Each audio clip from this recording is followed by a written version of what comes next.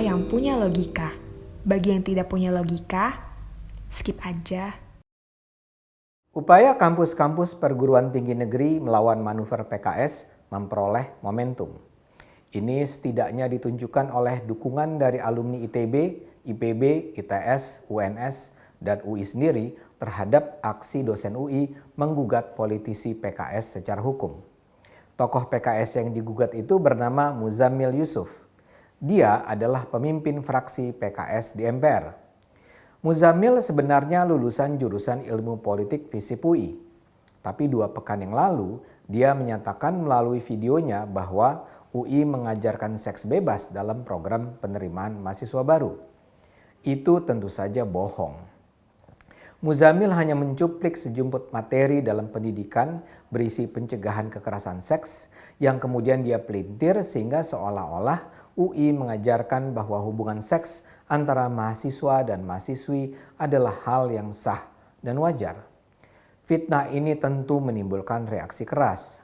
Sebuah petisi yang ditandatangani 1.000 dosen dan mahasiswa UI dikirimkan untuk menunjukkan dukungan pada pimpinan UI agar program pencegahan kekerasan seks terus dilanjutkan. Sejumlah dosen UI juga mengadukan Muzammil ke polisi atas tuduhan menyebarkan kabar bohong. Tanpa disangka, langkah itu kemudian didukung oleh sejumlah alumni perguruan tinggi negeri terkemuka lain selain alumni UI sendiri tentunya. Para alumni ITB, IPB, ITS, UNS, dan UI mengirimkan karangan bunga yang berisikan pernyataan dukungan agar pimpinan UI memperkarakan pencemaran nama baik UI. Kenapa muncul reaksi yang sedemikian keras? Saya percaya ini bukan soal sekedar fitnah tentang program kekerasan seks. Reaksi ini adalah bentuk kemarahan yang terpendam terhadap apa yang dilakukan PKS di berbagai perguruan tinggi negeri terkemuka. Video Muzammil itu memang bukan cuma soal menyebut seks bebas. Dia juga bicara soal fakta integritas yang harus ditanda tangani mahasiswa baru.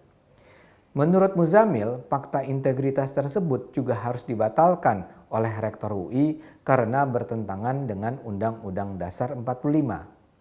Jadi Muzammil dan PKS memang menyerang legitimasi UI.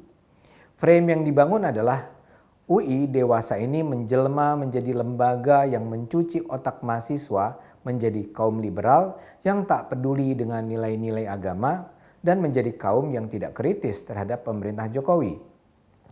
Dan frame ini sengaja dibangun agaknya karena PKS marah bahwa di bawah kepemimpinan Rektor UI saat ini, Profesor Ari Kunchoro, UI menghabisi kursi kekuasaan dan pundi kekayaan PKS di kampus. Sebagai contoh, dulu program penerimaan mahasiswa baru UI diserahkan langsung pada BEM UI. Masalahnya, BEM UI hampir selalu dikuasai oleh mahasiswa tarbiyah yang berafiliasi pada PKS. Karena itulah program pendidikan mahasiswa baru menjadi ladang strategis bagi kaderisasi PKS. Itu sudah berlangsung selama belasan tahun. Dan kini tiba-tiba Rektor UI memindahkan otoritas pembinaan mahasiswa baru ini kepada Direktur Kemahasiswaan yang memang bersikap tegas kepada kelompok-kelompok yang hendak mempolitisasi kampus. PKS nampaknya menjadi murka atas perubahan itu. Penyebaran fitnah oleh Muzammil harus dibaca dalam konteks upaya membangun opini publik untuk menolak kebijakan-kebijakan pimpinan UI ini.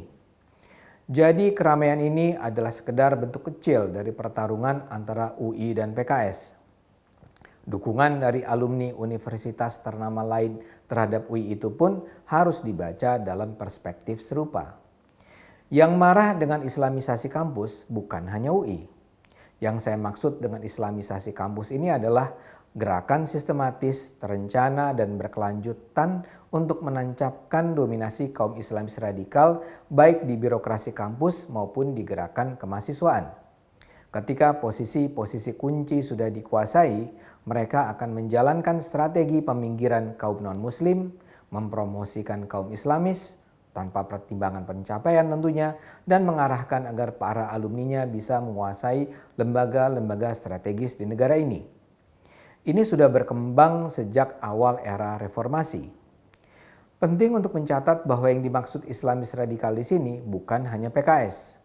Islamis adalah kaum muslim yang percaya bahwa syariah harus ditegakkan dan Indonesia harus menjadi negara Islam atau setidaknya negara yang menjalankan syariah Islam. Selama belasan tahun, proses islamisasi kampus ini sudah terjadi dan sudah sukses memecah belah dan menghancurkan masyarakat akademik. Selain PKS, organisasi yang harus dicatat adalah Hizbut Tahrir Indonesia. Dan islamisasi ini jelas membuat muak mereka yang menolak Indonesia dijadikan negara Islam. Kelompok yang mendukung UI dari ITB misalnya adalah Gerakan Anti Radikal ITB. Ini adalah sebuah gerakan alumni ITB yang secara jelas mengarahkan sasaran untuk melawan kaum Islamis radikal ITB. Gerakan Anti Radikal ITB menjadi mencuat namanya ketika mereka meminta pimpinan Majelis Wali Amanat memberhentikan Din Syamsuddin sebagai salah seorang anggota MWA. Bagi Gerakan Anti Radikal, Din adalah perwakilan tokoh kaum radikal yang merusak nama baik ITB dengan pernyataan-pernyataan yang tidak bisa dipertanggungjawabkan. Bahwa di ITB sampai ada gerakan seperti itu menunjukkan betapa gentingnya kehadiran kaum radikal di ITB. 2 tahun yang lalu, Yayasan Setara melakukan penelitian tentang radikalisme di kampus-kampus Indonesia. Berdasarkan penelitian itu, kondisi ITB mirip dengan UI. Bisa dibilang ITB juga terbelah antara kaum Islamis radikal dan kaum merah putih. Bahwa Din Syamsuddin yang bukan lulusan ITB tidak punya keahlian yang relevan dengan ITB dan bukan seorang negarawan sampai bisa menempati posisi sangat terhormat sebagai anggota MWA di sana menunjukkan betapa besar kekuatan dan pengaruh kaum Islamis radikal di ITB. Di Institut Pertanian Bogor kondisinya jauh lebih memprihatinkan. Sejak lama IPB dikenal sebagai kampus yang sangat peduli syariah. Ilustrasi sederhananya, perempuan muslim di sana yang tidak mengenakan jilbab akan mengalami beragam tekanan. Di kelas-kelas kuliah, tempat duduk mahasiswa pria dan perempuan lazim dipisah. Ketika kuliah berakhir, para senior bisa saja tiba-tiba masuk ke kelas dan memberikan wejangan Islam pada mahasiswa baru. Para dosen non-muslim lazim mengalami hambatan dalam perkembangan karier akademiknya. Kegiatan-kegiatan kemahasiswaan yang dianggap tidak sesuai syariah, misalnya pertunjukan musik, hampir mustahil diselenggarakan. Saya tidak punya informasi cukup tentang UNS dan ITS, tapi mengingat para alumninya sampai mengirimkan dukungan pada UI, saya duga kondisinya mengandung kemiripan. Seperti saya katakan, proses islamisasi perguruan tinggi negeri ini sudah terjadi selama belasan tahun atau bahkan lebih dari 20 tahun. Yang menjalankannya memang bukan hanya PKS. Di IPB misalnya yang juga kuat adalah HTI. Namun yang memiliki pengaruh besar dan memang memiliki organisasi paling rapih adalah PKS. Islamisasi ini bukan saja memecah belah, mendiskriminasi non-muslim, tapi juga membahayakan kualitas akademik perguruan tinggi. Karena kepercayaan mereka terhadap persaudaraan Islam, kaum Islamis yang sudah bercokol di posisi-posisi strategis akan memprioritaskan warga akademik, dosen ataupun mahasiswa yang Islam terlepas dari kualitasnya. Saya punya contoh tentang dosen yang memiliki pencapaian akademik tinggi tapi dihambat karier akademiknya hanya karena dianggap anti kaum Islamis. Saya bahkan juga memperoleh cerita tentang dana beasiswa LPDP, Lembaga Pengelola Dana Pendidikan yang dimanfaatkan secara salah. Beasiswa ini adalah program Kementerian Keuangan untuk membiayai pengiriman mahasiswa terbaik ke berbagai perguruan tinggi terbaik di dunia.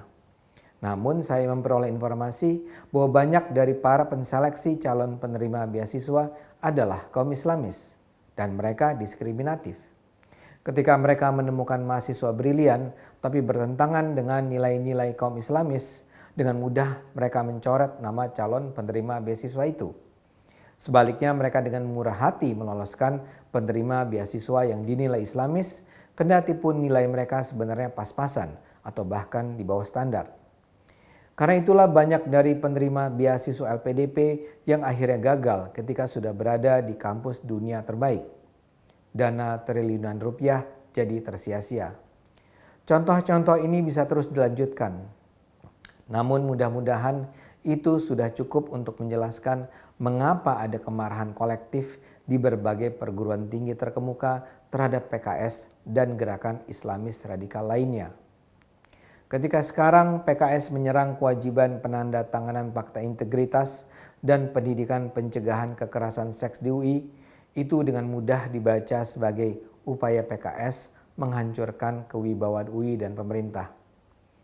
PKS marah karena proyek Islamisasi mereka dihambat dan mungkin dihabisi. Dukungan dari para alumni perguruan tinggi terkemuka ini adalah bentuk solidaritas dari mereka yang menolak Islamisasi kampus oleh PKS dan kelompok-kelompok lainnya. Saya cuma berharap bahwa pemerintah dan pimpinan UI tidak gentar oleh manuver PKS ini. Islamisasi kampus harus dilawan. Islamisasi kampus adalah gerakan tanpa akal sehat. Dan tanpa akal sehat, negara ini tidak akan selamat.